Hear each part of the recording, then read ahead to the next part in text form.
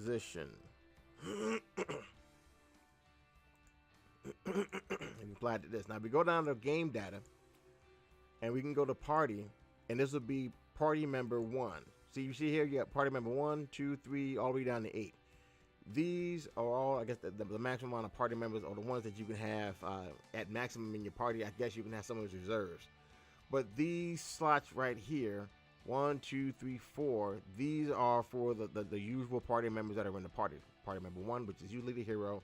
Number 2, number 3, number 4. These are the first 4 party members that you have. Party member number 1, that is the leader. So all you need to do is set it to the actor ID of party member, or who's ever in the first slot of the party, whoever that would be. Now you have it as that. Now you have some condition branches right here. Now this isn't all that hard. It's pretty easy. I think this reason why I want to be able to do it with the different languages of engine. I will say that, not the different kinds of engines, because I think RPG Maker went from Ruby and is now entering in the Java era, I guess what we call it, or the Java arc is what I like to kind of call it, or JavaScript arc. So that's kind of what I want to call it for right now. So now that we're in the Java arc of RPG Maker, we're going to deal with this. So now we got leader position equals, because you have different operators here. You have the equals, greater than, less than, or equal to. These two with the little lines. It was greater than or equal to, less than or equal to, greater than, equal to, less than, and this is not equal. So say if one variable is not the same as the other, is basically what it's saying. So we're saying here that if leader position is equal to 1, then we'll do what the person says, which is say, have the person, or have, in this particular case, this fire say, good morning. And we'll probably have it like in like up at the top position, and we can kind of copy this. We can kind of actually copy the whole thing, and we'll go to this bottom part and paste, and say if it's equal to 2, have the fire say, not you again. Where to make comment again? Do that at the top, and we'll go to paste 3, and we'll say if the leader position is 3, like the third person in the party, or the third character that you have in your party, and we'll say, what is that? What is the other one? Hello, my beautiful lady, whatever that. So we meet again, my beautiful woman. Okay. So we meet again, my beautiful woman.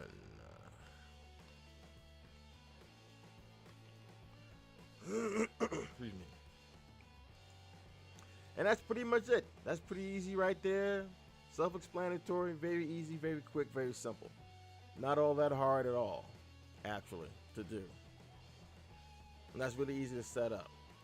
So now, let's just kind of make sure we actually have everybody here that's necessary for that. And we do. We have Harold, Therese, Marsha, Lucius. So let's see, that's 3. Okay, so let's see like this. We're gonna want to have this is kind of something you're gonna have with I forgot about it. This is something that you're gonna want to have with a hero switch type of system, like a party switch type of system. This is not really all that hard. It's a little bit more advanced, kind of like an intermediate. This is something that you're not going to do like off the cuff, at least not with this, that you're going to know how to do off the cuff like this. But it's not really that difficult. You have to do a little bit of JavaScript coding with this. So let me go back, because I actually did this with my project, Slime Kingdom, which you're just actually looking at right now. I actually have a folder for all of the game projects that I have, and you've probably seen them all already. All right, so I want to use this as a reference here. Common events. Here we go. So this is the common event right here, and this is what you have here. I had the first position, second position, third, fourth position, but that's just something that I just have. Here's the party switch that I saw, and shout out to the person who actually I saw this on RPG Maker, the forum for RPG Maker. I forget the person who said that. If you're watching, and maybe you are, maybe you aren't, feel free to let your stuff be known. But I think I'll just copy this whole thing, copy both.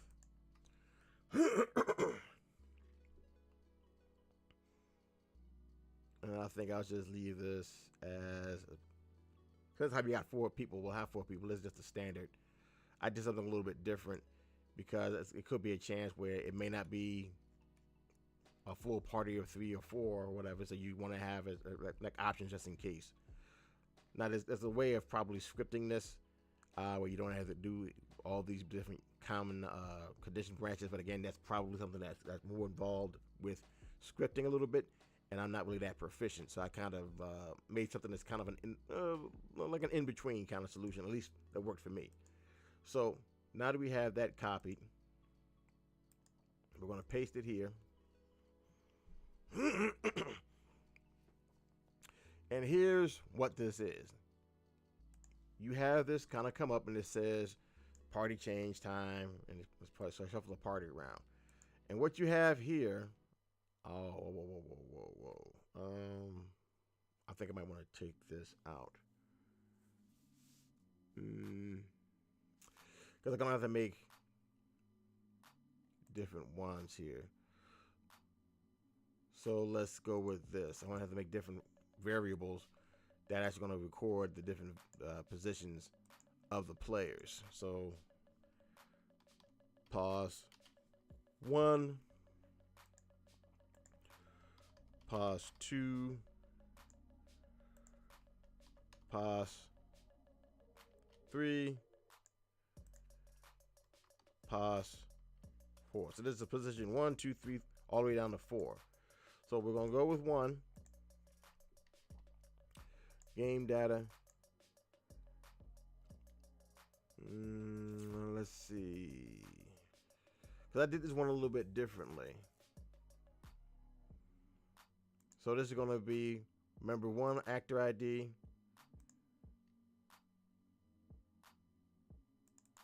Oh, hold on a second. Let me put this in here. Variable. Game data. And this is going to be member 2 ID. There's a reason why I'm doing this, and you'll see why in a second. Game data. And this is party 3. And this is position 3. I got to fix the other one.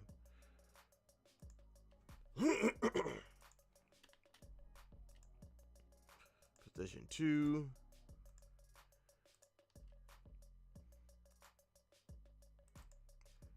I'll put this variable here. This is going to be position 4, and this is going to be for party member 4. All right. Now we got to switch this up because this actually is going to show the name of the actual person in that position. So I got to change that. You actually can. This is something a little bit more different. I use a change. I used a choice menu with this.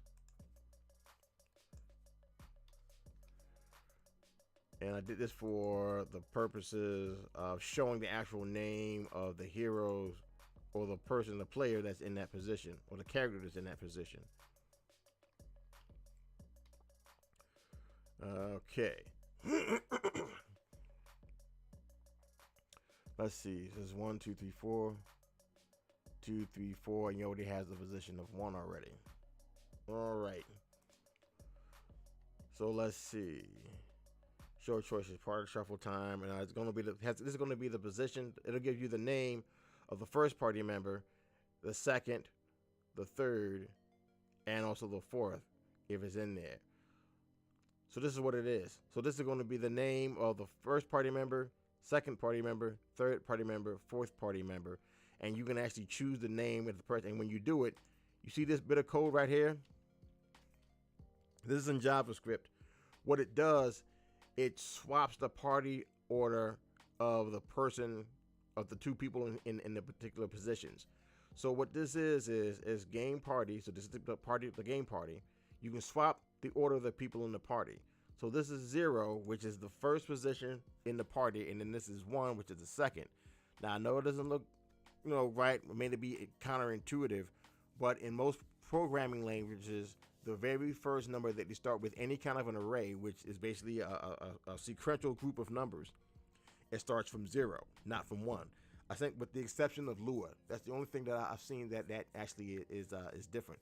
But in most programming languages, you start with 0 first, and then you go from 1, 2, 3, 4. Because I guess you can't have an array without not having 0, I guess. I don't know why. But that's just the case. So in this particular regard, 0 is going to be position number 1, and then 1 is going to be position number 2. And what you see is a little bit different here. You have position 1, which is 0, and then you have position 3, which is 2. So it's kind of like you're subtracting the number of the party position to get that particular number in the array. If that kind of makes sense. I mean, I'm not hoping I'm not trying to complicate it, but I'm trying to make it as simple as possible to make people remember it easier. And I want to make this.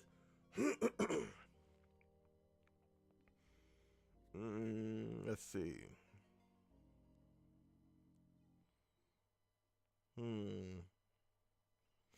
I know. We can make this like, say, let's see. Let's see. Nature.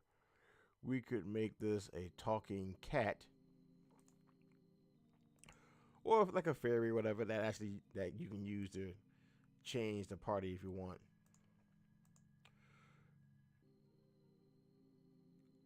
So now make sure we got this correct. Okay, so we got the variable here for the first, second, and third, fourth party members. Got the variable set up for that. I put in the correct variable IDs, which will show the name of the state hero. You actually have the order to which it can be changed or shifted if you want it. So I think I just about got it right. At least I believe so. All right, so let's test this puppy out.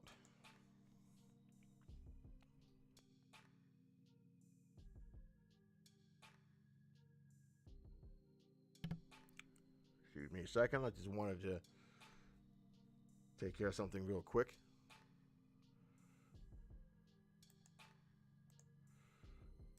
Put a question mark right here, of course. So now we gotta wait for this to pop up. Oh, let me just close Slime Kingdom real quick. Do you want to save? No. I don't want to make any changes, more changes than necessary to that. Let me close this as well. All right, enough. Well, I won't close this yet. So we're gonna start a new game. Oh, my mistake. I forgot to put the hero here. So I guess we can kind of put the hero, say we can start him right there. Then we can hit start. As you notice, I've put down, made different maps here for the different types of help that I've offered to kind of keep track of what I have done, and also to make sure I keep everything in an organized fashion as best I can. All right, so we have with the first party hero here, with the first party is Harold. So now let's see. We got good morning. Okay, so let's come over here.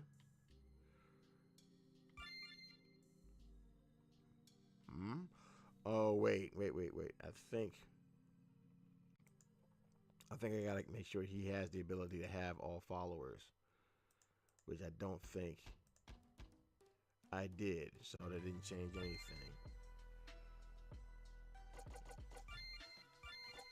Fine. We can just use that then. All right, so as long as you have the ability to change your party, you can either use the formation or you can use the party switch thing, which for some reason I don't know why that didn't work, but it worked in the other game. You saw it worked. So this is what you have here in this regard. So it worked with that. Excuse me. So that worked. That got you where you needed to go to. So now you have this part for RPG Maker MV. So what I'm going to do is call this one more or less a success. I got to do a little bit of editing with that. And then what I want to do is do a version for the Ruby arc of RPG Maker. Give me just 1 second. I'll be right. Okay, I am back. Thank you for waiting. So now we're going to do this using Ruby. So now with Ruby, there's kind of the same, but not really. With the Ruby arc of RPG Maker, at least so far what I've seen with at least with RPG Maker XP, now they may have changed this going towards as VX or VX Ace. They may have changed this. In fact, let's see if they actually have. I was going to do this in the RPG Maker XP because I actually know RPG Maker XP because I actually use it a lot, actually. So let's go to Steam.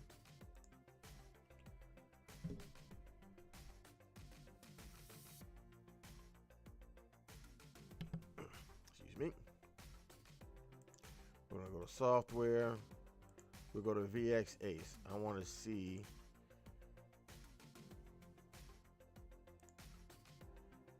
if it's any different or if it's changed some. Now, if it's changed something, this probably won't be as difficult. So then I probably will use it just with this version. All right, so let's see what we got here. We'll go with variables, game data, and what do we got? Party. Okay, so that's where they got it from. XP is a little bit different, and I'll show you. I'll show you why. Let me just go right to